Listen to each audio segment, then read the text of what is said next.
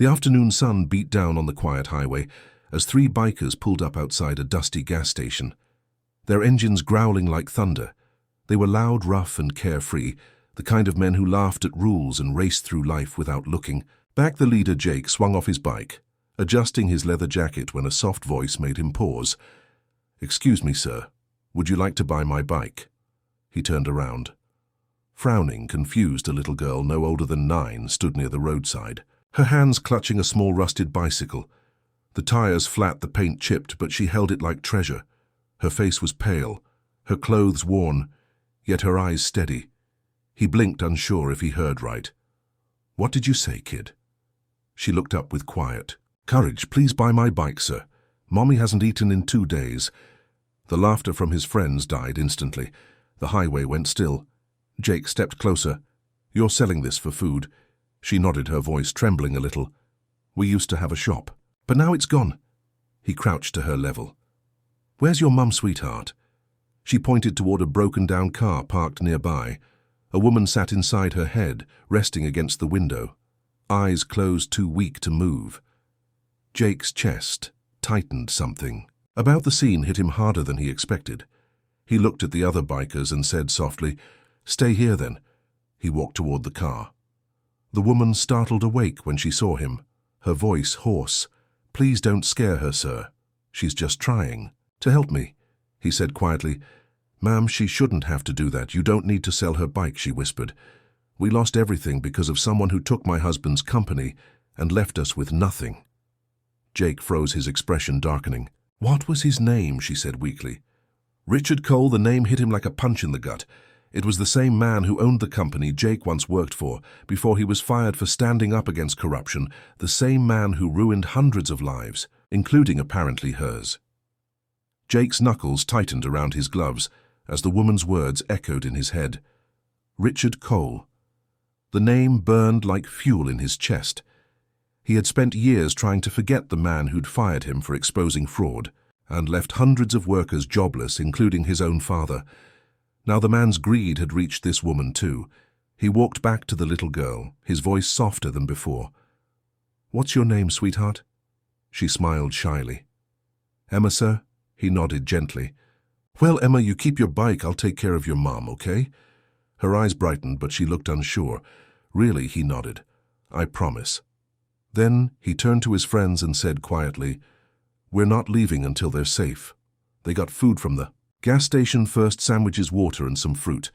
While Emma helped her mother eat for the first time in 2 days, Jake stepped aside, calling a contact from his biker days, a local lawyer who'd once helped workers during the collapse. "Hey, Tom. It's Jake, you remember Richard Cole, yeah? Well, I just found one of the families he destroyed. I want everything you have on him." Tom's voice came through rough and eager. "Been waiting to hear you say that for years." That night, Jake and his crew stayed at the motel nearby, paying for Emma and her mother's room out of their own pockets, while Emma's mother slept. Jake sat outside with the girl eating sandwiches on the curb. She looked up at him, her small voice curious. "Were you always a biker?" He smiled. "No, kid, I used to wear suits, but suits don't make you good, people do." She nodded wisely. "I think you're good." He chuckled quietly. "I'm trying," before she fell asleep. She whispered, "I think Mommy used to smile, like you made her." Today he looked at her gently and said, "Maybe tomorrow she'll smile for real."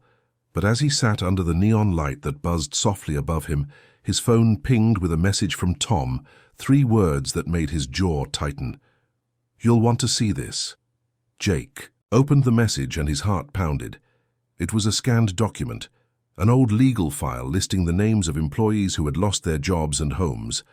After Richard Cole's company collapsed, near the bottom was Emma's father, Daniel Brooks, the same man Jake had worked beside years ago. A man known for his honesty, the man who had taken the blame when Jake exposed the fraud. Jake's stomach turned, the truth hit hard. Richard Cole hadn't just ruined Daniel's family. He had ruined Jake's. Till he sat there under the dim motel light, scrolling through every page until anger turned into purpose. The next morning, he walked to the diner where Emma and her mother were having breakfast, her color returning slowly. She smiled weakly at him. "You've already done too much." He shook his head. Not yet, ma'am. There's something you deserve to know. He sat down explaining everything, how he had worked under Richard Cole, how Daniel had been the one framed to protect Cole, how his name had been dragged through the mud until he lost everything. Tears filled her eyes. She covered her mouth, trembling. That's why no one would hire him after that. He spent months looking for work until he got sick and she couldn't finish, Jake said. Softly, I'm sorry, ma'am. I should have fought harder. She looked at him, eyes fierce now. Don't say sorry, make it right. Jake nodded. That's exactly what I plan to do. He called his crew together outside the diner. The man who destroyed their life. Says the same one who took ours. I say we ride back to the city, not for revenge, for truth. The others nodded without hesitation. One of them grinned. Finally, a ride worth taking. Emma peeked through the window, clutching her toy bike, watching them mount. They're motorcycles, Jake smiled at her. We'll fix this kid just like your dad would have. They rode out in a roar of engines and dust, heading straight for the man who thought he could buy silence with money, unaware that the ghosts of his greed were riding straight toward him. By sunset, the roar of engines echoed through the marble courtyard of Cole Industries. The security guards rushed forward, confused, as the bikers lined up in front of the gleaming glass building. Jake stepped off his bike, pulling off his helmet, his eyes cold and steady. Richard Cole stepped out moments later, dressed in a perfect suit, his smug grin fading when he saw who stood before him. Jake Rivers. Haven't seen you since the day you quit. Jake's voice was calm. Steady? No, you fired me after I caught you stealing from your own workers. Richard chuckled lightly. Old history, kid. Jake shook his head. Not when people are still paying for it. He pulled a worn folder from his jacket, tossing it onto the marble floor. It's all here, proof of the fraud, the transfers, the bribes, your signature on every line.